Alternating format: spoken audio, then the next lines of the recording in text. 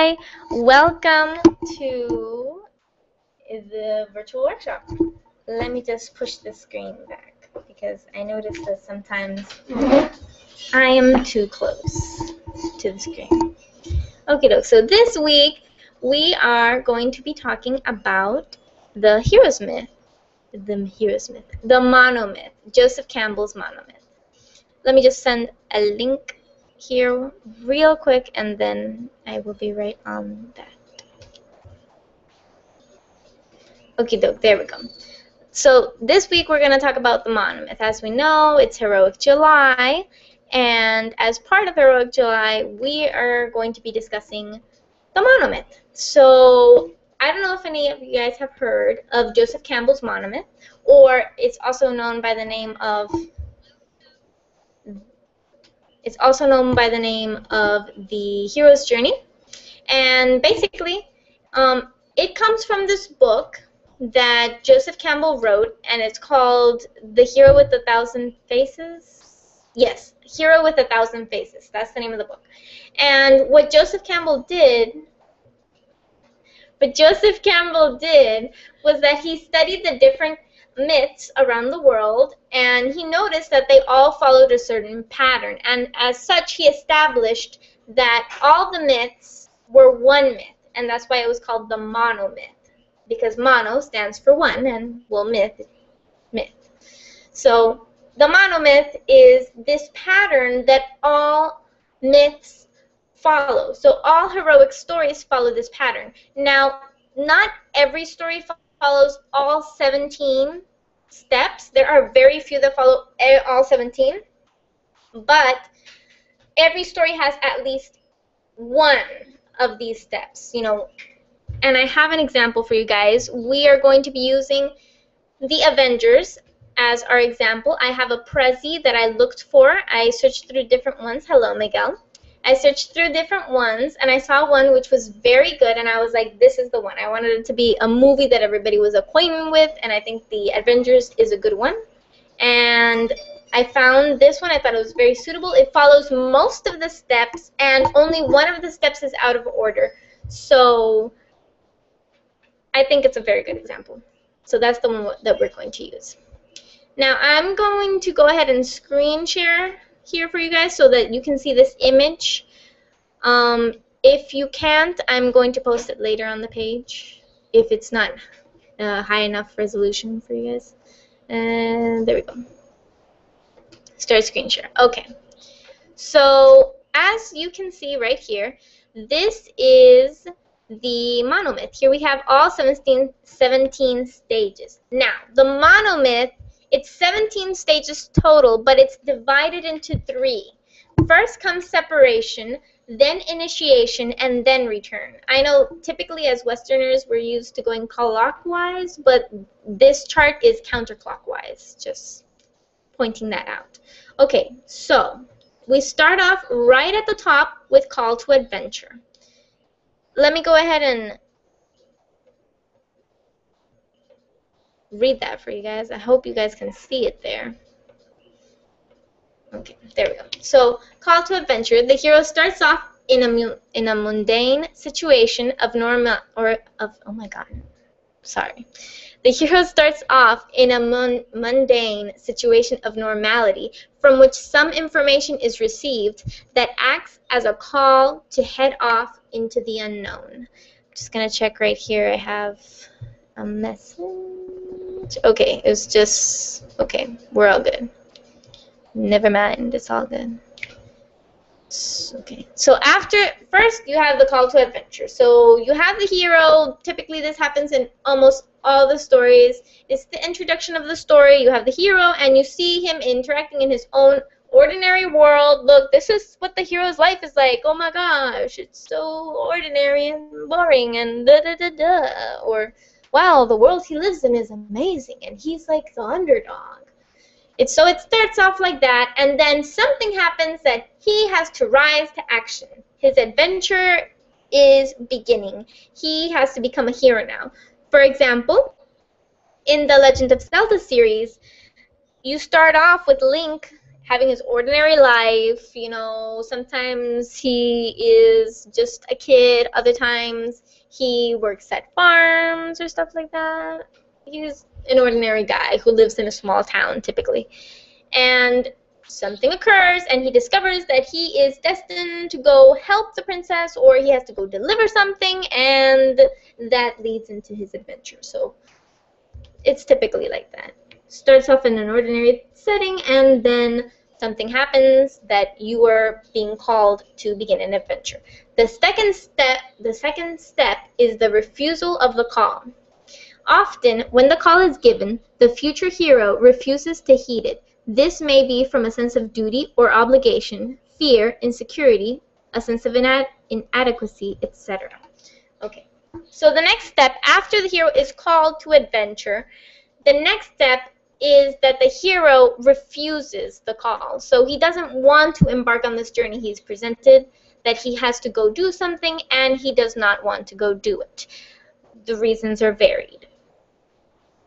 This does not necessarily happen in all stories. Some heroes are very open and embrace their quests and the things that they have to do, but I think this is also a very common step. Most heroes have a tendency to not taking it too well when they are presented that they must act upon something.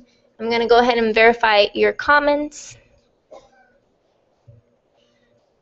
before continuing. Okay. No new comments. We're all good. So continuing here. After refusal of the call, we have supernatural aid. Once the hero has committed to the quest, consciously or unconsciously, his or her guide and magical helper appears or becomes known. Okay. I am going to just, give you a couple of examples here before we jump into the big example using the Avengers movie. So, call to adventure, Ichigo from Bleach. He's this ordinary guy, I guess not so ordinary because he can see ghosts. But other than that, he's a pretty typical teenager. He goes to school, he keeps to himself, he tries to stay out of trouble, and ghosts bother him all day long, but he's like, whatever. He generally just ignores them, except for the ghost of one girl that he feels like sympathy towards, and some kids start messing with her grave, and he gets upset, and he becomes like attached to that soul.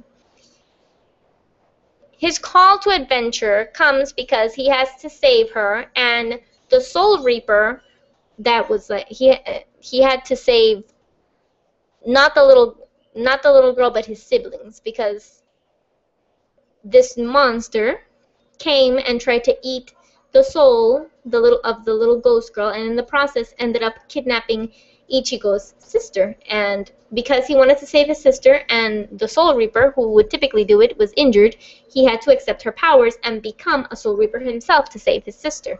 So that's his call to, he does that, he saves his sister, and afterwards, the Soul Reaper is like, hey, you need to take over my duties as Soul Reaper to protect other souls. So that's his call to adventure. Now that he has those powers, it's his responsibility to protect other souls, but he doesn't want to. So he's like, nah, that's not my thing. I didn't sign up for this. If you don't got powers, it's not my problem. So he refuses it, and what's his supernatural aid? At the beginning, his supernatural aid is that Soul Reaper that's with him. That's his first supernatural aid. He has many along the way, but that's his first supernatural aid. And you come to realize, she is the one that makes him see that he should indeed accept the call. So he accepts the call, and she becomes like his guide into this new world of soul reaping and protecting other souls and things of that sort. So the next step in separation is crossing the first threshold. This is the point where the person actually crosses into the field of adventure, leaving the known limits of his or her world and venturing into an unknown, dangerous realm where the rules and limits are not known. So this next step is basically the hero is going to leave his ordinary world to go into the world where the action takes place. For example, in the Hunger Games, when Katniss leaves Sector 12, to go to the capital to compete in the Hunger Games. She's leaving her ordinary world to enter this new world where all the action takes place. in the case of Ichigo, when Rukia, the Soul Reaper that gave him his powers, is taken by the Soul Reaper police and sentenced to death, he leaves his regular world to go to the spirit world to save her. So those are some examples right there. Now we begin the initiation stage. And the first step in the initiation stage is the belly of the whale. The belly of the whale represents the final separation from the hero's known world and self. By entering this stage, the person shows their willingness to undergo a metamorphosis. An example that I can give you of this is when Ichigo goes into this other world. He faces some battles and he doesn't do very well at first. In fact, he does very poorly and he almost dies. And when this occurs, he decides to train under this other person named Yoruichi. And that person trains him to become stronger so that he can save the girl. So he enters this world, he's faced with things that he can't really handle and deal with, so he undergoes this transformation to become greater. So the belly of the whale is like you just entered this new world, like the beginning of your adventure in this other world where the drama takes place, and you're faced with threats that are going to challenge everything that you are. And it's for the first time that you show that you're willing to change, to do what you need to do so that you can achieve your goal. Next comes the road of trials, as we see here. Now, the road of trials is a series of tests, tasks, or ordeals that the person must undergo to begin the transformation. Often, the person fails one or more of these tests, which occur in threes. So, typically, when the hero is on his adventure, we all know that he encounters many trials. And as it's stated here, the typical pattern is that there will be at least 3 trials on the road during the adventure. 3 big trials before the, ultimate battle or whatever. That's the typical standard. That has nothing to do with it. Sometimes there are less trials, sometimes there are more than just 3 trials, but the standard number is 3. At least that is what Joseph has established. Now, the road of trials is basically just what it says, You're going on this journey and you begin to encounter peril and danger.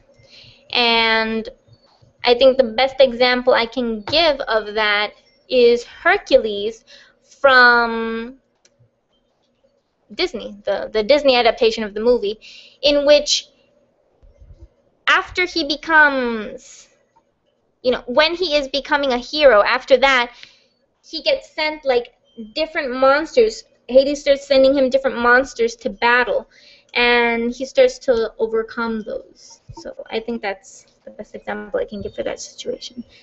The next step is meeting the goddess. This is the point when the person experiences a love that has the power and significance of an all-powerful, all-encompassing, unconditional love that a fortunate infant may receive from his or her mother. So in this situation, the hero is faced by unconditional love. It could be from anyone. It's not necessarily a lover. Most commonly, that's what we think, but not necessarily. And you are going to see that very clearly when we look at the Avengers example. It's super clear there. You're going to see what I mean. It's not necessarily a lover. It's just you encounter this person who has this unconditional love towards you, and they make you reflect and reevaluate what you've been doing so far. The next step is temptation. This step is about those material temptations that may lead the hero to abandon or stray from his quest. So, yeah, I think that's pretty self-explanatory. Temptation arrives, and the hero is, I can't find another word other than tempted for it at this very moment. But yeah, the hero is tempted to seduce. Thank you. The hero is seduced by something that makes him want to abandon his journey altogether, and something that he thinks would be better. So, yeah, he is seduced to leave the journey. The next step is atonement with the Father. In this step, a person must confront and be initiated by whatever holds the ultimate power in his or her life. In many myths and stories, this is the father or a father figure who has life and death power. This is the center point of the journey. Okay, so in Atonement with the Father, you basically face like what represents the greatest, most powerful thing in that person's life. And here we see a big play with the archetypes established by Carl Jung. This was something that was also studied by Campbell, and he does use that in his examples. And I just want to go over real quickly what the father archetype is so that you guys can have a better understanding of what he means by like the father figure. So, father-son conflict, according to the archetypes established by Jung. So in this relationship, the tension is built due to separation from childhood or some source when the two meet as men in the father-son conflict. And then going over the notes here. Yeah. So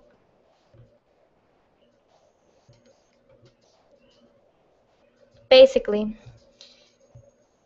in this step, as mentioned before, he faces the father, not necessarily literally his father or necessarily a father figure, but we're referring to the archetype of the father. So we're talking about the specific archetype and not a literal father or father figure.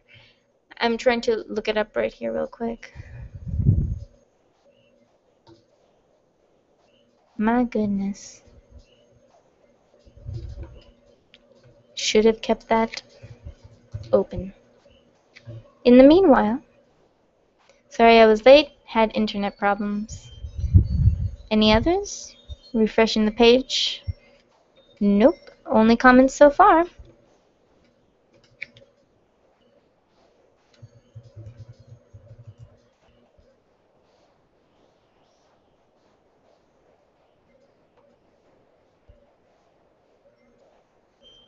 Here we go.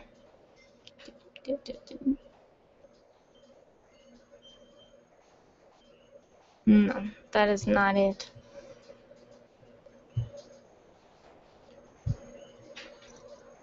My goodness, sheesh. You know what? I cannot find the archetype.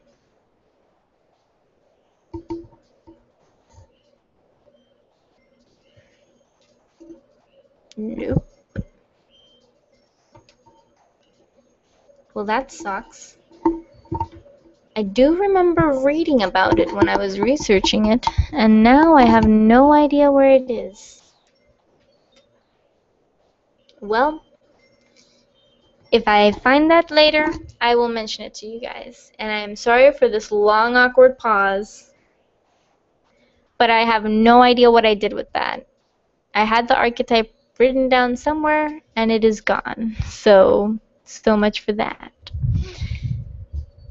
But basically, the archetype of the father is something that represents power, say a la Ganondorf in Zelda, or Bowser in Mario, Snow in Hunger Games, that kind of thing. It's like, in that world, whatever represents the ultimate power or the ultimate, it tends to not be exactly the most positive power. Whatever represents the greatest power, that is the father archetype. The next step is the apostasis. I don't know how to pronounce that, I'm sorry. When someone dies, it's this step. When someone dies, a physical death or dies to the self to live in spirit. He or she moves beyond the pairs of opposites to a state of divine knowledge, love, compassion, and bliss. Okay.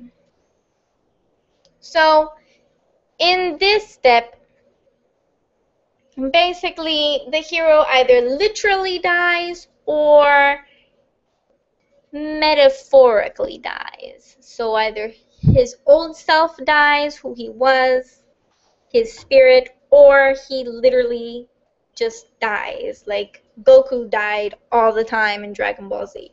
He could literally die, or just a big metaphor. But either way, he is going to basically, oh my god, like be enlightened, reach enlightenment, basically. He is going to now have all sorts of new wisdoms, and he is going to discover all sorts of new things. Think Bruce Almighty when he goes to heaven, that kind of thing. Oh, I'm getting some comments here.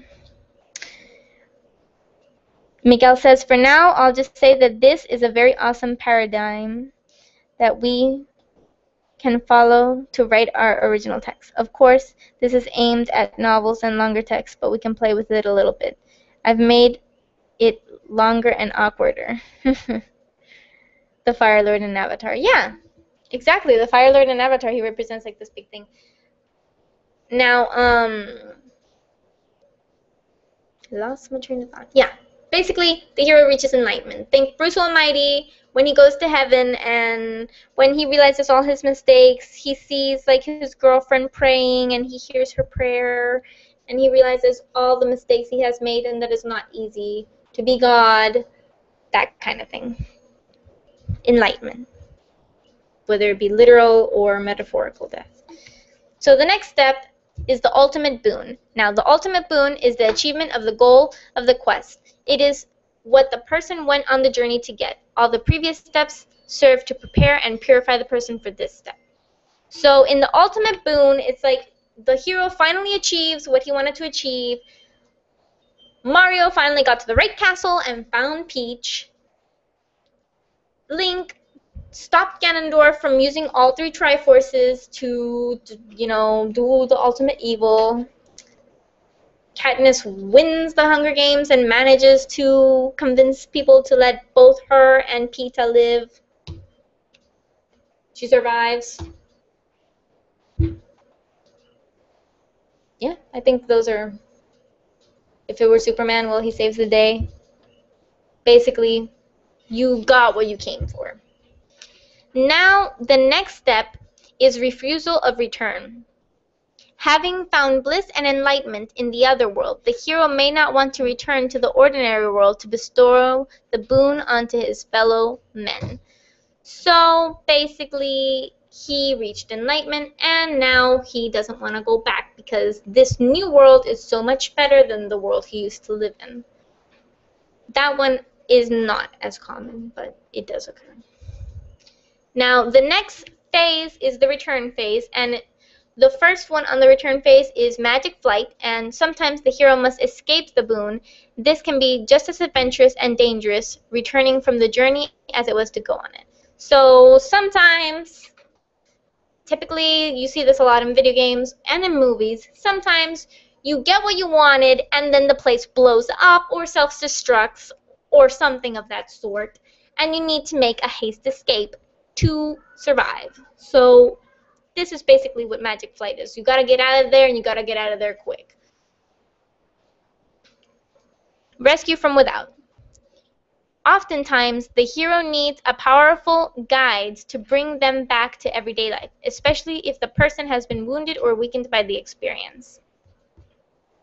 Legend of Korra, I know a lot of you watched that, so think Legend of Korra. My goodness. The daughter of the airbender guy who's Tenzin. What is her name? The little girl who is Korra's supernatural aid, her guide into the spirit world. Jinora. Jinora. Think Jinora. Jinora could not return to the normal world on her own because she was stuck there. So people had to come in and aid her so that she could leave. And also think Tenzin's sister and his brother who got stuck in the spiritual world. So along those lines. The next step is crossing the return threshold, which is retaining the wisdom gained on the quest, integrating that wisdom into human life, and possibly sharing the wisdom with the rest of the world. So now you are coming back to the regular world, and you could possibly share this new wisdom you've gained, or you might just keep it to yourself, but you do not come back the same as you left. Think, again, Legend of Korra. Korra gained all this new knowledge regarding the spirits, and she came back different from her adventure after she managed to win in the big, oh my gosh, thing, which name I forgot, but the big battle that they had to decide if it was going to be 1,000 years of chaos or 1,000 years of peace. Well, when she was able to successfully win and make it 100 years of peace, 1,000 years of peace, she had all this knowledge about the spirits and about decisions that were made, and she could have chosen to just keep that to herself and to become close to the spirits and more balanced with the spirits on her own, or what she chose, she could have shared it with the world, which is, as we know, the decision she made. She chose to share this knowledge about the spirits with the whole world and wanting to change that new world. Now, the next step is Master of Two Worlds, achieving a balance between the material and spiritual, the inner and outer world, which I think Legend of Korra, again, is a good example of the Master of Two Worlds, because Korra, she was from the human world, and she was so much human. She had no connection to her spiritual side. She was, in terms of like avatars, they're always very spiritual. She wasn't very spiritual at all. She was very bad at that. But when she comes back, now there's a balance, and she brings a balance to the rest of the world as well. I'm reading some comments that came in here. Oh my gosh. Oh, there we go. Dark Angelo says Amon is our supreme and Aang died. Amon killed himself. Yet the diagram is well constructed. I even understand. I even understand. Yes, I know. I still have hope, but heroes depend on the perspective of the reader. True. Exactly, Angel. He's so late. Dave. Yes, like Twisted Metal Black. Yes, Janora. Missed last week's. What was the review of that thing I did in a nutshell? And yeah, okay. Vatu and Unalak. Yes, yes. I still can't remember the name of that thing, but perhaps someday I will. Okay, and then the final step is freedom to live. Mastery leads to freedom from fear of death, which in turn is the freedom to live. This sometimes is referred to as living in the moment, neither accepting the future nor regretting the past. This is also something we see that in Season 3, we start to see, in Book 3, we start to see how Korra embraces this. Yeah, there's an alarm going off. I can't really do anything about that. Sorry. Just going to have to bear with it, guys.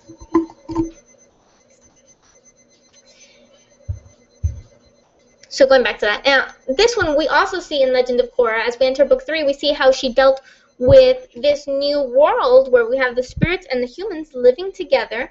And basically, at first she's very frustrated because the humans are angry at her and the spirits are angry at her and everything is just going wrong and she's second-guessing everything and she can't seek advice or anything.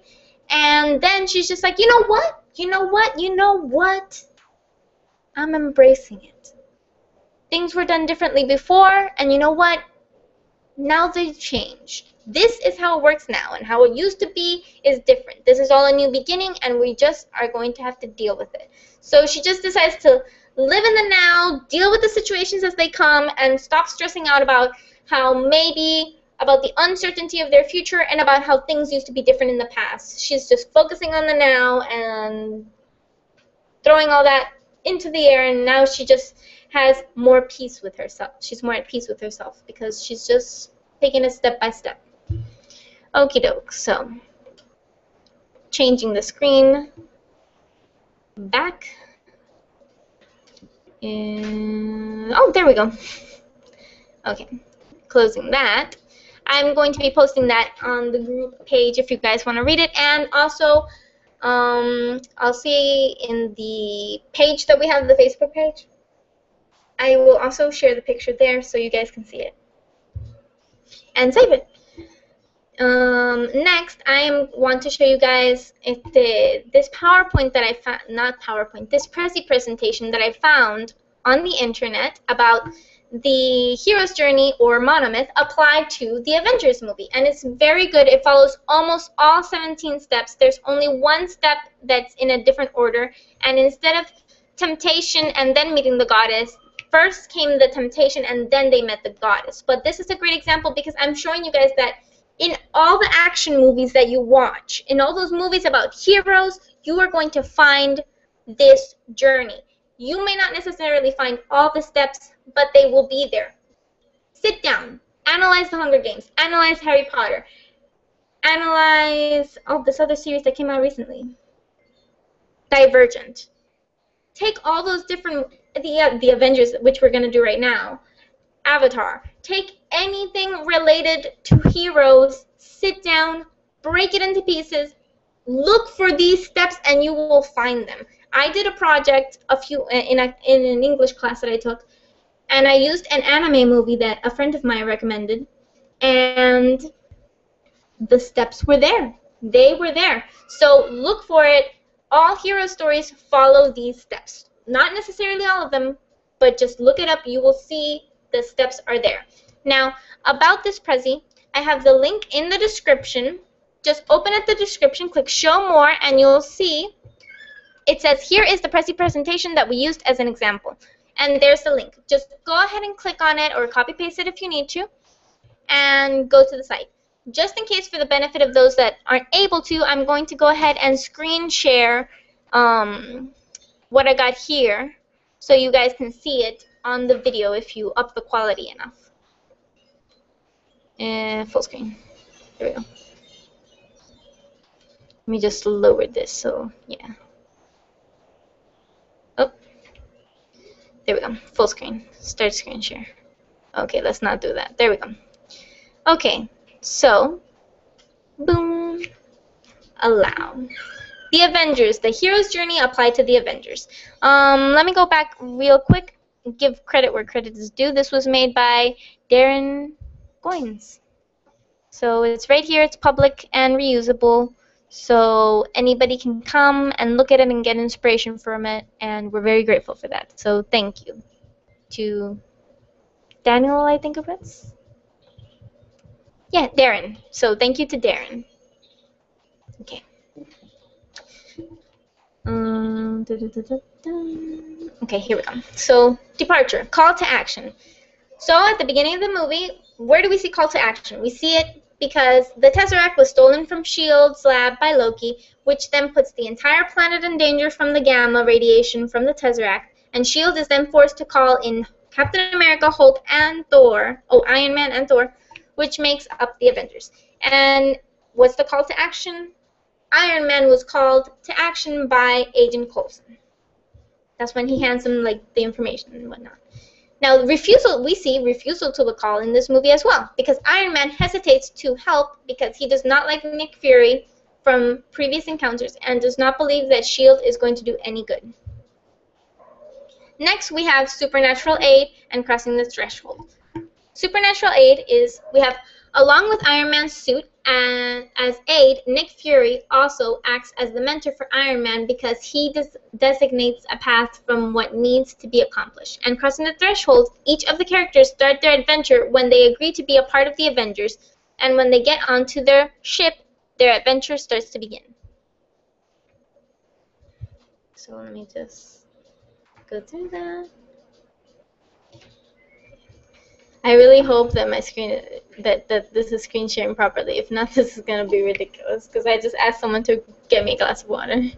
Okay. Belly of the Whale.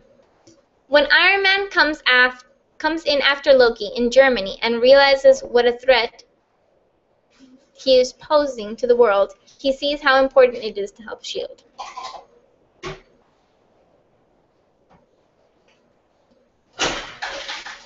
Okay. Road of Trials. The first trial, Iron Man is confronted with the task of bringing Loki into S.H.I.E.L.D. custody.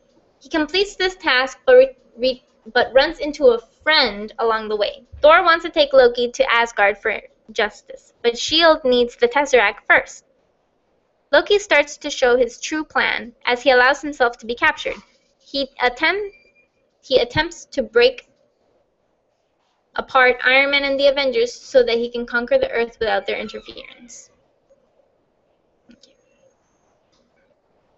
After the heroes scuffle on the ship, Iron Man questions the real motives of S.H.I.E.L.D. and what Director Fury is not telling them about the Tesseract Cube. Iron Man's task is to figure out the connection between him and the Tesseract Cube.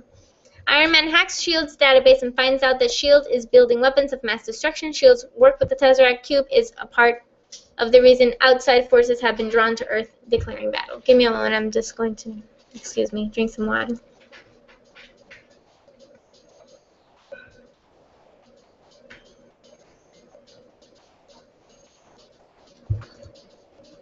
Okay. So then we have the temptation. The staff he possesses is used as a catalyst of confusion and doubt. The team starts to turn on each other, and during their confusion, Loki's mind-controlled S.H.I.E.L.D. agents attack the ship. Loki brings out the Hulk, who turns on the Avengers, Thor and Black Widow, and manages to trap Thor in a cage built for the Hulk, and then drops him from the sky. During the attack, Loki escapes and almost destroys the ship. Without Loki, they don't have the Tesseract Cube, and the conflict has disassembled the team. Iron Man doesn't know his next move at this point, and the mission seems like a failure. Meeting with the goddess. Now here's what I said, that you'll see that unconditional love is not necessarily a couple kind of thing. So the example that we have here about meeting the goddess is that after the attack, Agent Coulson has been killed by Loki. What Loki doesn't know is that through Coulson's death, he has given strength to not only Iron Man, but the team as a whole. That gives the Avengers the push they need to finally come together and fight as a team. So the unconditional love that we see here is Agent Coulson's unconditional love towards heroes. And he died a hero in the movie. And he had this passion for heroes, and he had a passion for Captain America and for the Avengers. And that pure love towards heroism is what leads them to saying, you know what, even though we've had our issues, we're going to work together. We're going to avenge this guy because he was a great guy and he didn't deserve any of this.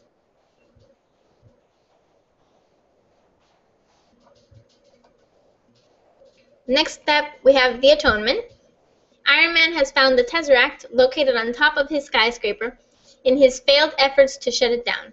Iron Man has to change into his new armor. It's there he spots Loki, and he comes face to face with him before the final battle. Loki is right on the verge of opening the portal and leading his army to conquer the Earth. Okay.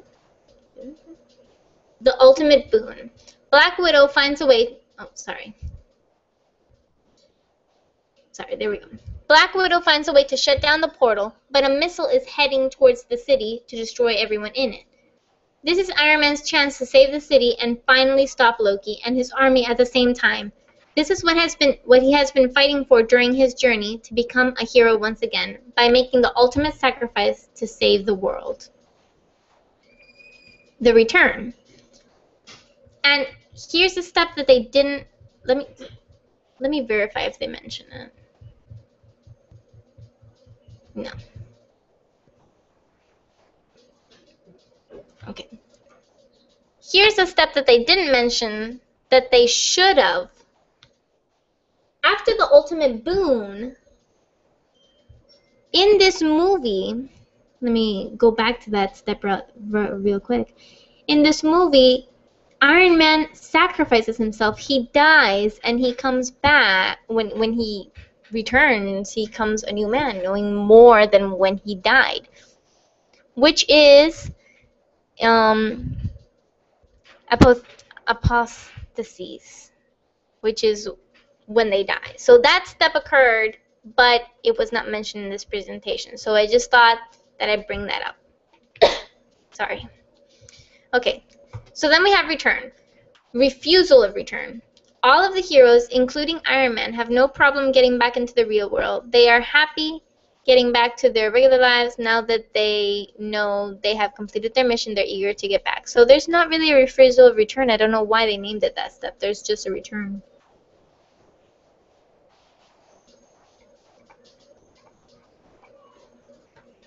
Rescue from without.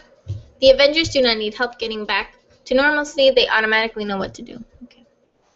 Freedom to live. They all reflect on their journey and realize what they have achieved through it all. They are happy with their accomplishments. Yeah. There we go. And then they go off and have wonderful lives. We see people, Loki and Thor return to their planet, and we see Iron Man and Bruce going off to some yoga place, I think it was. Yeah. So that's that. I hope that allowed you to, I don't know, get more out of that. I have there's another example that I saw. Not a prezi, it's from a website, and it's using the latest Star Trek movie. So if you guys want the link to that, I'll also add it. Now, we have a poem that one of our members posted, not just any member, but peer mentor Miguel. He's the one who posted it. It's his poem. And since we have extra time, I thought, well, you know what? Let's just go ahead and read it together and get everybody's opinion on it, since I don't know if all of you have had the chance to read it. So I'm going to go ahead and screen share again so you guys can see as I read it. But it's also on the page if you want to read it more easily. And it'll be on the blog soon, so check it out there as well. Okay. I hope this is zoomed in enough for you guys. I don't know if it is. Oops. Scrolled down too much. Sorry about that. I scrolled away. My goodness. There we go. Okay. A poem of despair by Miguel A. de Jesus Colon. I have dreamt you in the dreams of others, and you have paved a way to far away worlds. With the tears I dedicated to your leaving, but still I breathe and give starts to the night. I have drawn you in the days of faded hours, minutes of lost history and seconds of despair, that trace themselves in the ticking of my wrist, but still I breathe and the Red Sea with my sacrifice. I have searched for you between centuries, back and forth from past to future, avoiding the dystopian present that is now. But I still breathe and create worlds of forgotten tongues. I have created imaginary worlds in which you await me. All of them destroyed at the waking hour of the sun, as if destiny has rearranged the planets to pursue my loneliness. But still I breathe and exist in paracosms of alternate realities. I have given my sleep to the needy and the insomniac. For visions and fictions do not cease the ache. I have given my eyes to the blind, for a windowless house needs no worries of a soul. I have given the many lives I have lived, to your name, to your memory, to the destiny of despair that awaits at the end of the rope.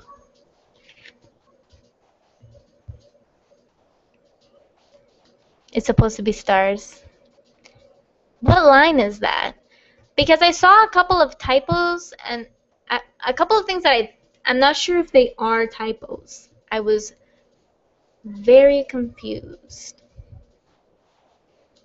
Oh, and give stars. Okay, yeah. And I want to ask you as well, because when I read it, I was like, so I don't know if this bothers anyone else, but I thought overall it was wonderful. I think it has a lot of flow. I really enjoyed it. But the one line, the one line that I really, really was like, I would change it, was this one in particular right here. I'm going to highlight it so that we know which one I'm talking about. That line, as if destiny has rearranged the planets to pursue my loneliness. I know that we have a lot of liberty in poetry, but it just sounds weird to me. I'm just checking if you commented anything. No. It just sounds weird to me, as if destiny has rearranged the planets to pursue my loneliness. I feel like maybe it's missing an H, because if it's as if destiny has rearranged the planets to pursue my loneliness, makes a lot more sense.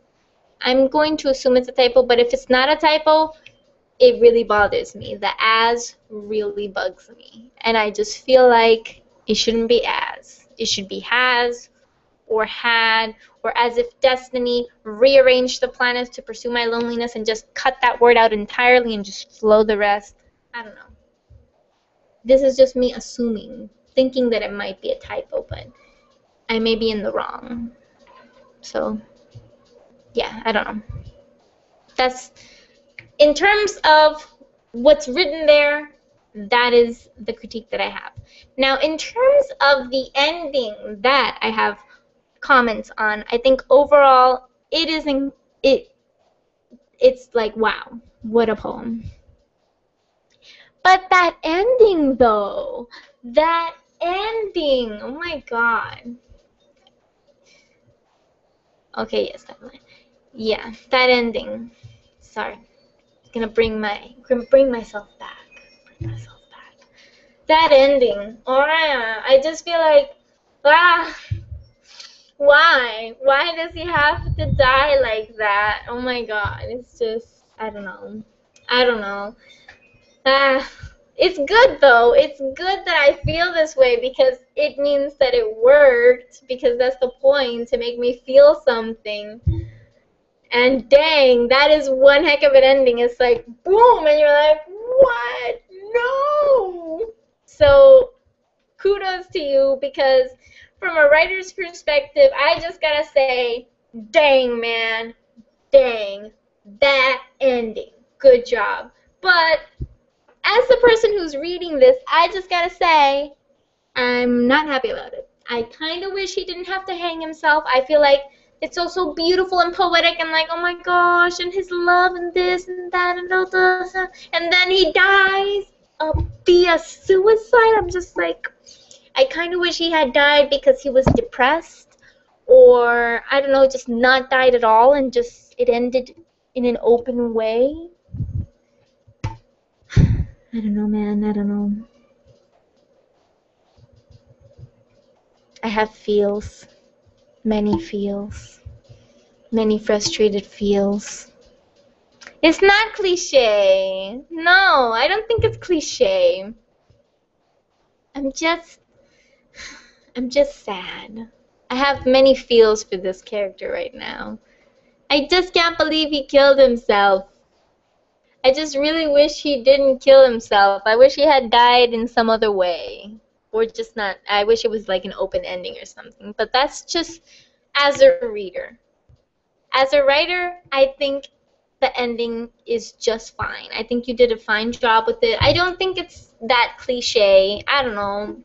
I felt like it was all very good, so you can throw in a little cliche here and there. I mean, that's just me. I think that if overall it's all good, you can afford a cliche or two. I think it's okay. I thought it was fine. And because I'm the one reading it, and it affected me so much, I can tell you that it is good. Because if it didn't affect me, then it's not good. But it did affect me. It got to me. So it's working. It's serving its purpose. Guys, feel free to express your opinions in the chat. Well, yeah. I think it was good. Let me just refresh this to see if you have any other comments regarding that. Okay. Oh, yeah, there are more comments. Good ending. Perfect. Don't let him live. Hey, my goodness. You know what? You guys are so dark. Such a dark little bunch of writers.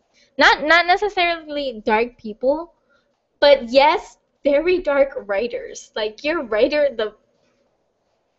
you as a writer, you know that there's like me, Lily, the person, and Lily, the writer.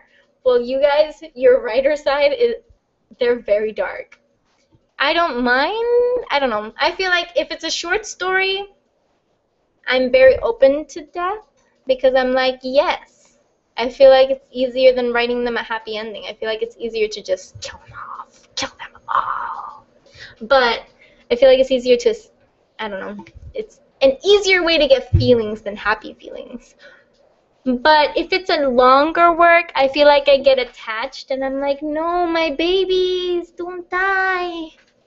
Happy endings for everybody. I don't know, that's me. I don't know if that's bad. Whatever. Well, yes. What else? Trust me, this theme of suicide is very strong, even for me, because I'm pro-life.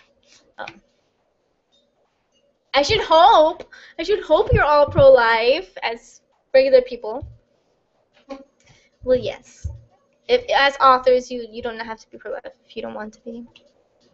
But as people, I hope that you are. No good mess. Oh wait. Suicide. A theme I flirted with very often. I liked the way that I read that. I felt like it was, I don't know. No good message can be portrayed in a lovey-dovey way. Tragedy is what tends to unite people more. I don't think that's necessarily true. Shay Carl often says that life's, and I'm sure other people have said it too, life's greatest truths lie in the word cliche. So, and I think that's very true. I mean, how did things that are cliche become cliche? So I think that holds some truth for it. I do think that, that the truth is found within the cliche. It's in there. But we don't want to acknowledge it. But deep inside that cliche, there is truth, people. So I do think lovey-dovey can get you there. You don't necessarily have, and not everything has to be gloomy. There can be some ray of sunlight, because I feel like humans search for that hope. So give them hope.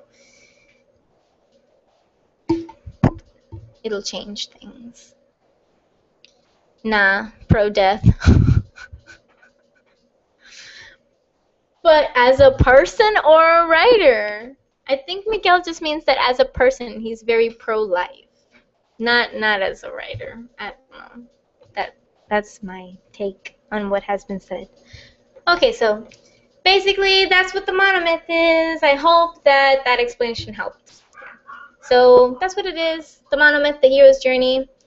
It is a cycle. It has 17 stages, 3 phases, and you can find that in every single myth and every single hero stories. You're gonna find it. So yeah, that is what it is. I'm just letting you know, because when you write, even if it's not on a conscious level, if you're doing it right, it's gonna be there. I don't know about very short stuff, because personally I've never read very, very short. I have never, not necessarily, I don't mean not read, because I've read plenty of short things, but I mean I've never sat down and thought about it. There we go. I've never sat down and thought about it. But I feel like I should. I think I'll take that upon myself. Look for a short story about heroes and look for the steps, see if they're there. Because if it's epic, they should be there. So we'll see. I'm not sure if it applies exactly the same for short stories, but I can verify that. Both. Yes, I mean pro-life. Sorry. In reality. Oh, yeah. Yeah, exactly. Yeah. I feel like I want to end this, not end it with a question, but I want to ask a question to like just get your opinion on it for the future. But at the same time, I feel like I should end soon because it's 9. I don't know. I'm going to ask it anyways.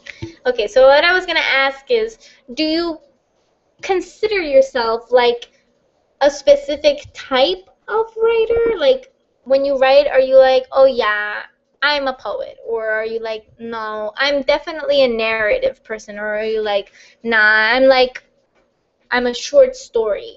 I'm a micro fiction kind of person, you know? And it's like, it's not that you necessarily only write that. Oh, one question. Are we going to reveal our short stories next week? Yes. I know that July has 5 Thursdays, so I'm glad that you brought that up. Yes, we are going to present them next week. Yeah, we're going to present them next week because since August, the semester's starting up soon and we really don't have time to do virtual shows. We're just going to do the physical ones, virtual live shows. We're just going to go ahead and the last week of July is going to be the first week of the August theme. So we're going to start with that, and then we're going to have a short August month where we're going to have all the things. And I think presentation day for August will likely be at the university, presentation day for the August month, and of course it'll be available on the blog. And yeah, I think that's what we're going to do so far. That's the plan. So yes, have your works ready for next week. Next week, we are going to review them. And my question, yeah, was that. It's not necessarily that you write a specific type of fiction, but, you know, maybe you write different types, but do you consider yourself something? Like, for example, I view myself as a narrative girl, even though I do also write poetry, but I just feel like I feel more comfortable in narrative. I don't know how to explain it. I just feel like I know more about narrative, and I just feel like that's my expertise. I feel like as peer mentors, Miguel's like the poetry guy, he's the poet, and I'm the narrative here to help you out. Because I feel like I don't know, I feel like I don't have enough experience with poetry to say that I'm a poet. So I write poetry, but I don't feel that I'm a poet. In my perspective, I'm just a narrative person who also writes poetry on the side. That's my perspective. I don't know if Miguel views himself as a poet who also writes narrative fiction. And that's my question to you guys. Like, do you see yourselves as something specific? Or like, yeah, I'm a microfiction person. Even though you do write longer works or poetry, but you view yourself as just microfiction, writing very short things, very short narratives. So I don't know. That's my question to you guys. And of course, remember next week we're going to present our short stories regarding the theme of heroes. And the theme of the month for next month is villains. So that's all I'm going to say about that. Not getting anything else out of us until next week. All you get is that villains is the theme. That's all you get to know. Okie doke, so see you next week. The links will be below. Go check out the examples, and I'm going to post that picture that I showed you guys in the Facebook page and in the Facebook group, so please pay attention and for that and check it out. So thank you. Pleasure as always to be here with you guys, and see you next week. Bye.